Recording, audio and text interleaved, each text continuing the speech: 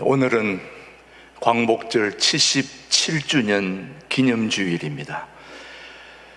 해마다 이런 기념주일에 떠오르는 문구가 있지요.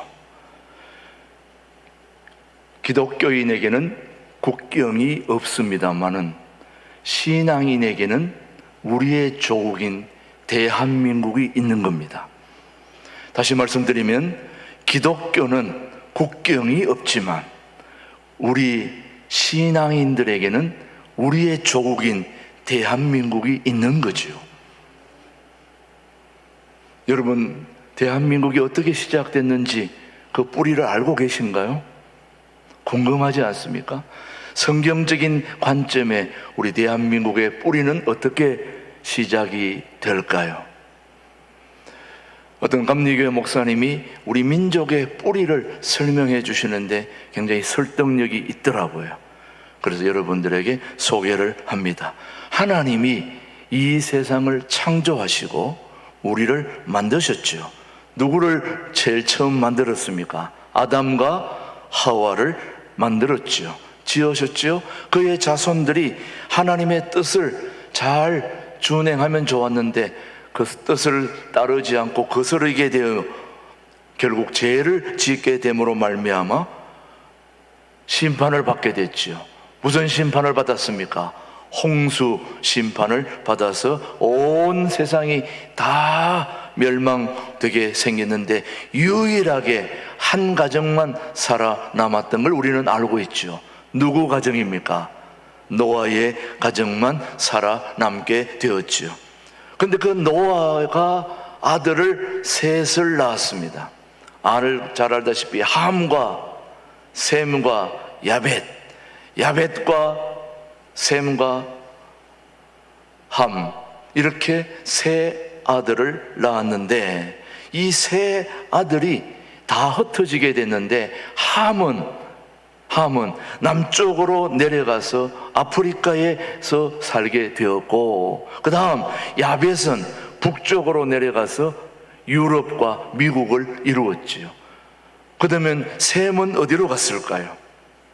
셈의 자손 중에 에벨이 나왔습니다. 셈의 자손 중에 에벨이 나왔는데 에벨이 두 형제를 낳았죠. 누구를 낳았느냐? 벨렉과 욕단 형제를 낳았습니다. 자, 함, 야벳, 셈 중에서 셈이 에벨을 낳았는데 그 에벨이 두 형제 벨렉과 욕단 형제를 낳았는데 이 벨렉에서 아브라함이 나와 이스라엘을 세우게 된 것이고, 그러면 욕단은 어디로 갔을까요? 궁금하죠, 여러분? 창세기 10장 한번 25절로 31절 보면 욕단이 어디로 갔는지 나오게 됩니다. 시작. 에벨은 두 아들을 낳고 하나의 이름을 벨렉이라 하였으니 그때의 세상이 나뉘었으며 벨렉의 아우의 이름은 누구다? 욕단이며, 욕단은 알모닥과 셀렙과 하살마온과 에라와 그 다음 하도람과 우살과 디글라와 오발과 아비마멜과 스바와 오벨과 하밀라와 요밥을 낳았으니 이들은 다 욕단의 아들이며 그들이 거주하는 곳은 메사에서부터 스발로 가는 길에 어디 쪽? 동쪽 산이었더라. 어디로 갔다고요? 동쪽으로 갔다. 선교사 대회 때 두 번째 날에 강원도에 유명한 대천덕 신부님이라고 있죠. 여러분 잘 아실 겁니다. 그 대천덕 신부님이 선교사 대회 때 뭐라고 얘기를 했냐면은 한국 민족은 욕단 민족이다 그렇게 얘기했습니다. 무슨 민족요? 욕단 민족. 착한 민족이라는 거죠.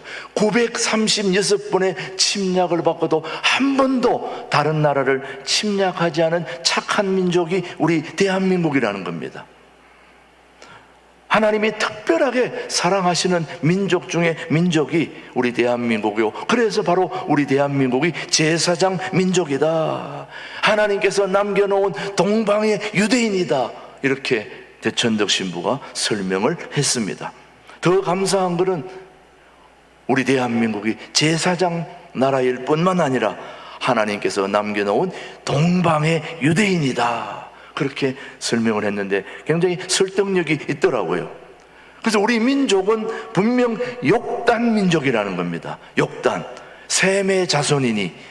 그래서 셈에서 에벨이 나오고 에벨이 두 아들을 낳았는데 바로 큰아들 벨렉인 형이 이스라엘을 먼저 세웠는데, 작은 아들 욕단은 동방으로 가서 한국을 세웠다는 거예요. 그러니까 지금까지 한국은 역사 속에 숨겨져 있던 민족이라는 거예요. 그래서 이스라엘과 한국은 같은 셈의 뿌리인 셈이죠. 오늘 강복절이라서 한번 이렇게 뿌리를 찾아가 보는 겁니다.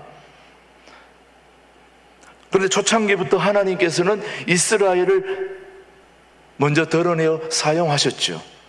그리고 숨겨두신 민족이 바로 욕단의 자손인 바로 한국 민족이라는 거죠. 이스라엘과 한국은 같은 뿌리인 것이 여러 면에서 드러나고 있습니다. 그 첫 번째가 이 지구상에서 나라를 세운 날을 개천절, 하늘이 열린 날이라고 사용하는 나라가 유일하게 이스라엘과 우리 한국뿐이에요. 그 성경에서도 하늘이 열린 것을 굉장히 강조합니다. 미국은 독립기념일이라고 그러고 중국은 건국일이라고 그렇게 합니다. 이스라엘과 한국만은 유일하게 하늘이 열리는 무슨 절요? 개천절이다. 그래서 우리 민족은 하늘이 열리며 하나님이 세우셨다는 거예요. 하늘이 열린 개천절에 1971년 10월 3일 오후 3시에 김준홍 목사님이 청계천에 할빈교회를 세운 것이, 그게 바로 둘의 운동의 시작이었습니다. 그날이 무슨 날이라고요? 하늘이 열리는 개천절에. 그러니 우리 민족의 시작은 누가 하신 겁니까? 하나님이시는 거는 하나님이. 오늘 아침에 우리 집사람이 오늘 설교 잘 하라고 마늘이 꿀에 잠긴 꿀이 가득 들어있는 마늘을 저한테 주면서 설교 잘 하라고 그렇게 주더라고요. 그 꿀 잠긴 마늘을 먹고 사람 되라고. 여러분, 우리 민족은 단군이 세운 것이 아닙니다. 하나님이 우리 민족을 세우셨습니다. 그리고 예배 시작 전에 우리가 불렀던 애국가에 누가 우리를 보호한다고 되어 있습니까? 하나님이 보호하사.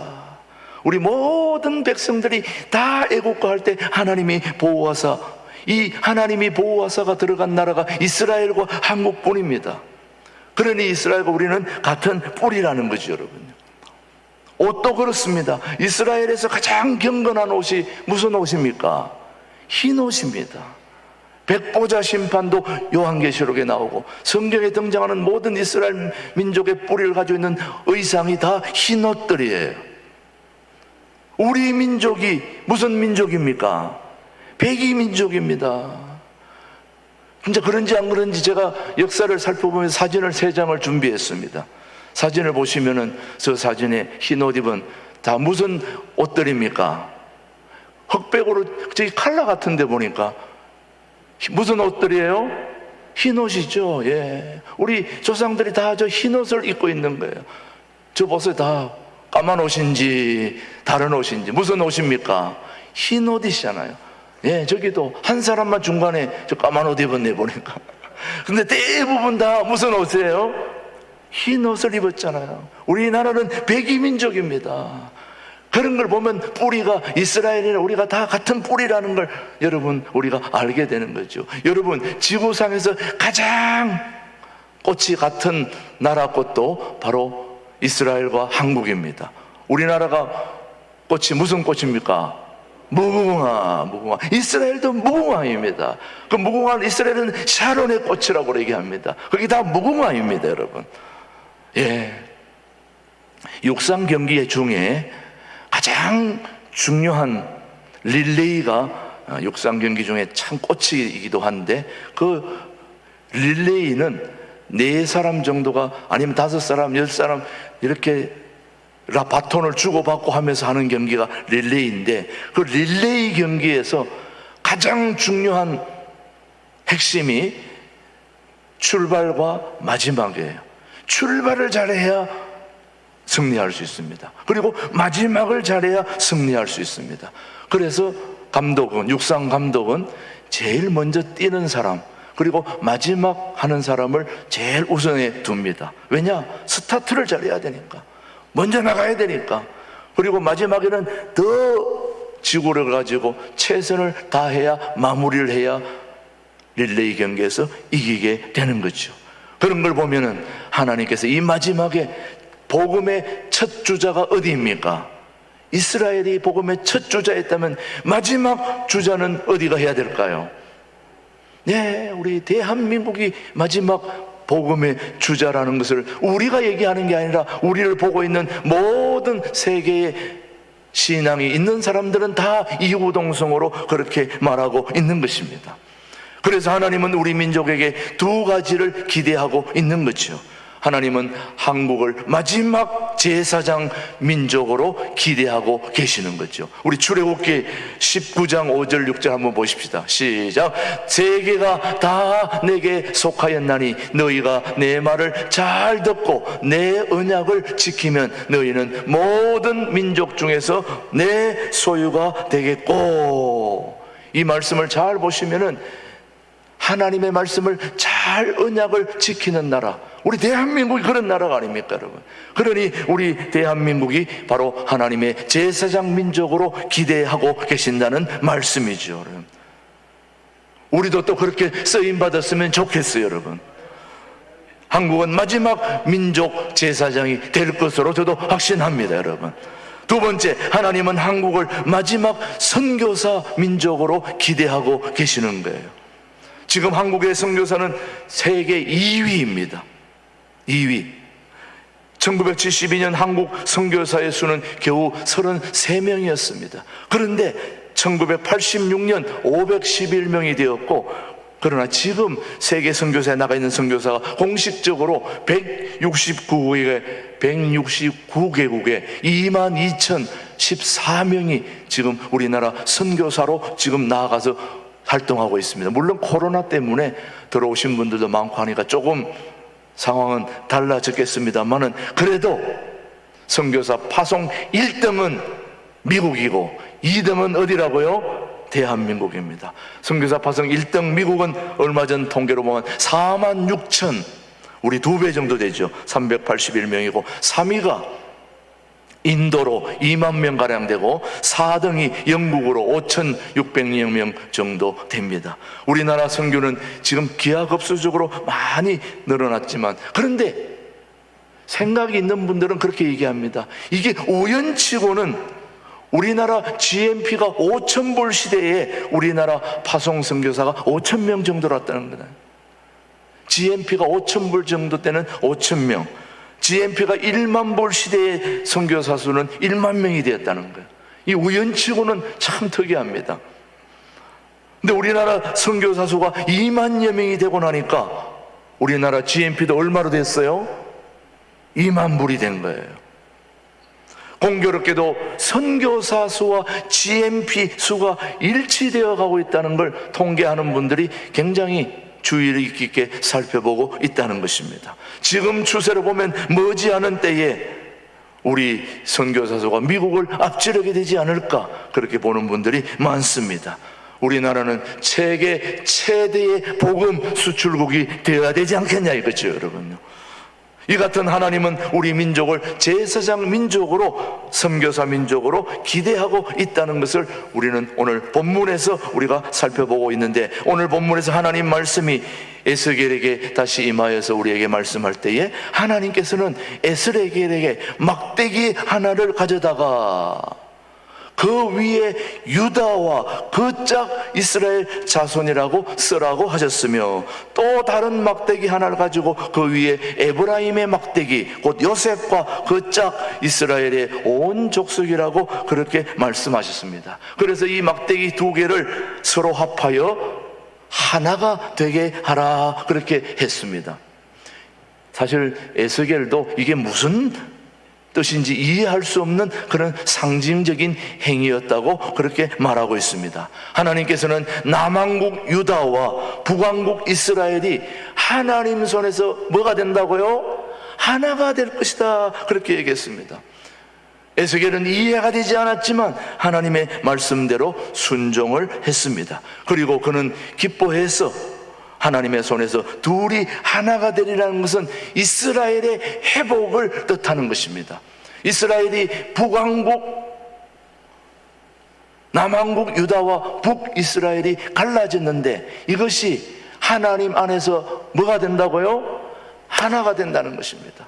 그래서 에스겔 37장 19절 말씀 한번 보십시오, 여러분. 시작. 너는 곧 이러기를 주 여호와께서 이같이 말씀하시기를 내가 에브라임의 손에 있는 바 요셉과 그 짝 이스라엘 지파들의 막대기를 가져다가 유다의 막대기에 붙여서 한 막대기가 되게 한즉 내 손에서 뭐가 된다? 하나가 되리라 하셨다. 예, 제가 작년 광복절에 이 설교를 했는 설교를 오늘 똑같이 다시 여러분에게 상기시키는데, 예, 작년에 썼던 막대기가 없어요. 내가 다시 만들었어요. 자, 막대기. 지금 하나님이 막대기 2개를 가져다가 하나는 북이스라엘, 하나는 남유다 이렇게 써가지고 그걸 둘이 뭐 하라고요? 하나가 되는 거예요. 자, 막대기를 2개를 가져다 하나는 북이스라엘, 하나는 남유다. 이 2개가 하나님 손에서 뭐 한다는 거예요? 하나가 된다는 거예요. 하나가. 그런데 잘 살펴보십시오. 이 북이스라엘이 남유다가 북이스라엘에 붙는 것이 아니고 북이스라엘이 어디로요? 남유다로 그렇게 붙는다는 걸 지금 얘기하고 있습니다. 자, 한번 보십시오. 말씀에 그 다음 말씀 그 다음 37장 19절 말씀 다시 한번 띄워보세요. 자, 곧 37장. 자, 곧 읽은 말씀 37장 19절 말씀, 방금 읽었던 말씀. 예, 37장 지나간 말씀 다시 띄워달라고요. 시작.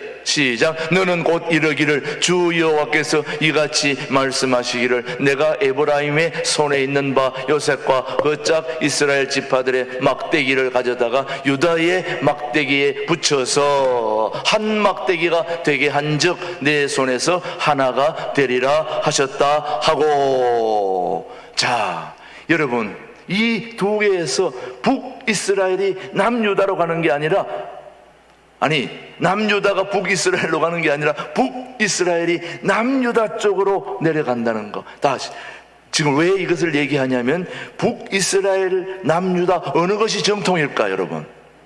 네? 자, 그걸 지금 여러분에게 설명하겠습니다. 아브라함이 이삭을 낳고 이삭이 누구를 낳았습니까? 야곱을 낳고 야곱이 12아들을 낳았는데 야곱이 12아들을 낳았는데 그 12아들 중에서 11번째가 누구일까요? 요셉입니다. 4번째가 누구일까요? 유다입니다. 유다. 근데 11번째가 요셉이고 4번째가 유다인데 야곱이 12아들 중에서 유독 한 아들을 사랑했습니다. 편애했습니다. 누굴까요? 요셉입니다. 여러분, 요셉은 정말 아버지의 특별한 사랑을 받아가지고 이 요셉이 기고만장해가지고 자기만 특별한 옷을 입었다고 자랑하고 그래가지고 많은 사람들에게 시기를 받았습니다. 예, 좀 심하긴 했어요. 요셉이 여러분 좋게 생각합니다만은 엄밀하게 따져보면 아주 못된 짓을 많이 한 사람이 요셉이에요. 자기가 너무 혼자 사랑받는다고 엄청 자랑질을 하고 다녀가지고 시기를 많이 받았죠, 여러분. 그런데 그래서 형제의 시기를 받아서 형제들이 죽이려고 어디다 넣었어요? 구덩이에 던져 넣었습니다. 그래서 사실은 요셉을 죽이려고 했는데 누가 나서서 죽이지 말자고 그랬느냐? 우리 한번 말씀을 한번 보겠습니다. 37장 26절로 27절. 누가? 시작. 유다가 자기 형제에게 이르되 우리가 우리 동생을 죽이고 그의 피를 덮어둔들 무엇이 유익할까?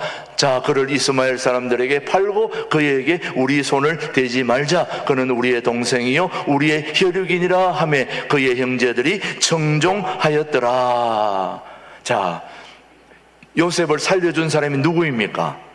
유다입니다. 그때부터 이 유다가 12형제 중에 리더가 되는 겁니다. 그래서 모든 형제들이 다 이 유다의 말에 다 따라가고 또 순종을 했습니다. 그러니까 이 유다가 이 12형제 중에 가장 중심이 되어버린 거예요. 또 이 유다가 형제들의 중심이 된 이유 중에 하나가 애굽의 총리가 됐는데, 요셉이 애굽의 30년 종살이 가운데 출애굽하여 광야를 가는 동에 낮에는 무슨 기둥? 불기둥. 밤에는 구름기둥. 밤에는 불기둥. 그때 이스라엘 광야를 행진할 때에 가장 앞장섰던 그런 지파가 어디 지파일까요? 유다 지파였습니다. 그리고 광야 생활 후에 또 가나안 정복을 해가지고 가나안 정복 100일 동안 그 통일왕국을 이루는데 가장 중추적인 역할을 한 앞장선 지파가 어디 지파일까요? 유다 지파입니다. 그리고 전쟁이 다 끝났고 성전이 지어졌는데 그 성전에 앞장서서 성전을 받던 사람이 또 어디 지파일까요? 유다 지파입니다. 이스라엘 역사를 전체를 다 살펴봐도 유다가 중심이 된 것을 우리가 알게 됩니다. 그걸 삼척동자도 다 알 정도로 유다를 중심으로 이스라엘이 통일이 된 것입니다.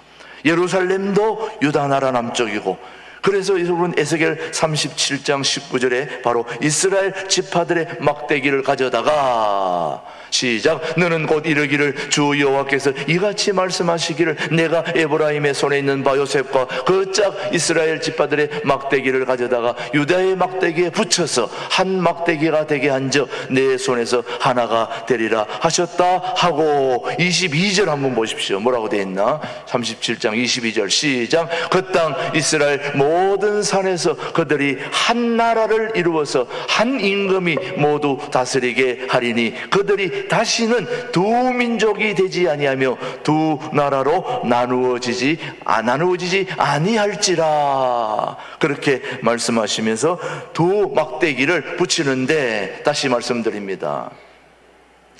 남유다가 북이스라엘 쪽으로 오는 게 아니고 북이스라엘이 어디 쪽으로요? 남유다로 그렇게 하나가 된다, 이 말씀이에요. 다시 말씀드립니다. 이스라엘 나라의 가장 중심이 북이스라엘이 아니고 남유다가 중심이라는 걸 얘기해 줍니다. 그래서 북이스라엘이 남유다 쪽으로 와서 중심이 되어서 뭐가 된다? 하나가 된다, 이 말씀이에요. 대한민국이 북쪽으로 가는 게 아니고 북쪽이 남한에 붙여져야 아름다운 통일이 되는 거예요. 하나님이 그렇게 인도해 가시는 거죠, 여러분요. 저는 우리 대한민국이 오늘 우리 신광두레교가 존재할 이유가 바로 여기에 있는 것입니다. 북한이 남한 쪽에 와서 우리가 하나 되어 남북 통일을 이루는 데에 우리 신광두레교가 중심이 되어 준비하는 교회로 쓰임받았으면 좋겠습니다. 그래서 하나님은 오늘도 절망 중에 우리에게 희망을 품게 하시는 하나님이십니다. 에스겔 골짜기의 마른 뼈들이 군대가 되게 하시는 그 하나님은 오늘도 우리 민족에게 희망과 소망을 품게 하시는 살아계신 하나님이십니다. 그리고 하나님은 분열된 관계를 하나로 연합하게 하시는 분이 우리 하나님이십니다.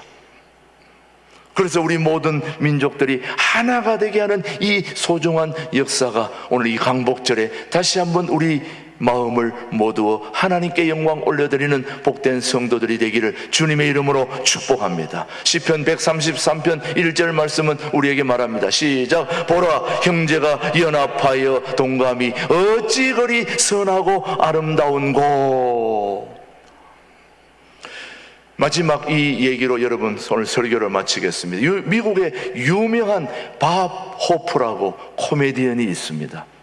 여러분 이 얘기를 많이 들으셨을 겁니다. 저도 한두 번 했습니다만은 이 밥 포프가 유명한 코미디언이었는데 전쟁 중에 팔다리를 잃고 참 힘든 상위 군인들을 위한 공연이 열려졌는데 그 감독이 이 유명한 밥 포프에게 이 상위 군인들을 좀 위로해 달라고 초청을 했습니다. 그랬더니 이 밥 포프가 너무 시간이 없어서 힘들다 그러니까 5분만 와서 공연을 해달라고. 그랬더니 5분만 해달라는 이 소리에 거절할 수가 없어가지고 이 밥 포프가 5분간만 공연을 해주기로 했습니다.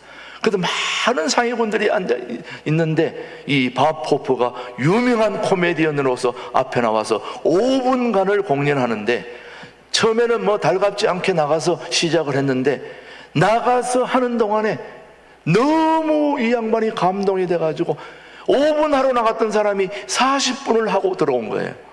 40분을 하고도 들어와가지고 무대 뒤로 와가지고 소리를 펑펑 내면서 울게 된 거예요. 그래서 감독이 물었죠. 아니 왜 그렇게 우냐고 물었더니 내가 공연을 하러 왔는데 제가 오히려 공연을 보고 가는 겁니다. 왜 그러냐 물었더니 저 앞에 있는 두 사람을 한번 보세요. 봤더니 감독이 나가서 봤더니 한 사람은 전쟁에서 한 왼쪽 팔을 잃었고 또 한 사람은 전쟁에서 오른쪽 팔을 잃은 거예요. 근데 이 두 사람이 같이 앉아가지고 오른손 잃은 사람은 왼팔로, 왼팔 잃은 사람은 오른손으로 둘이 막 박수를 치면서 너무너무 좋아하는 거예요. 그걸 본 이 유명한 코미디언 밥 포프가 자기는 어디 가서도 이런 걸 본 적이 없다는 거예요. 내가 내 인생을 헛살았구나. 저렇게 팔 떨어졌는데도 옆에 사람하고 하나 되면서 치는 걸 보고 너무 감동이 돼가지고 다시 인생을 자기가 살아야 되겠다고 다짐을 했다는 것입니다. 우리가 남과 북이 없는 걸 찾지 말고 있는 걸 가지고 하나로 서로 격려하고 위로한다면 우리는 분명 멋진 남북 통일이 이루어질 거라 확신합니다. 그런 민족을, 그런 통일한국을 이루는 일에 우리 신광두려가 쓰임받게 되기를 주님의 이름으로 축복합니다. 하나님 아버지 감사합니다. 오늘 귀하고 소중한 77주년 광복절 기념주일에 하나님 아버지 우리가 북이스라엘과 남유다가 하나 되게 하는 하나님의 역사가 우리나라에도 이루어지는 역사가 있게 하여 주옵소서. 분열의 역사를 하나로 엮고 계시는 주님, 화해의 영을 우리에게 부어 주옵소서. 갈라짐을 주장하기보다는 하나됨을 애쓰게 하시고 통일의 주인으로 우리 민족을 내세워 주옵소서. 오늘도 372 이강산의 구원과 평화 하나됨의 씨를 키워가시는 우리 주 예수 그리스도의 이름으로 기도드립니다. 아멘.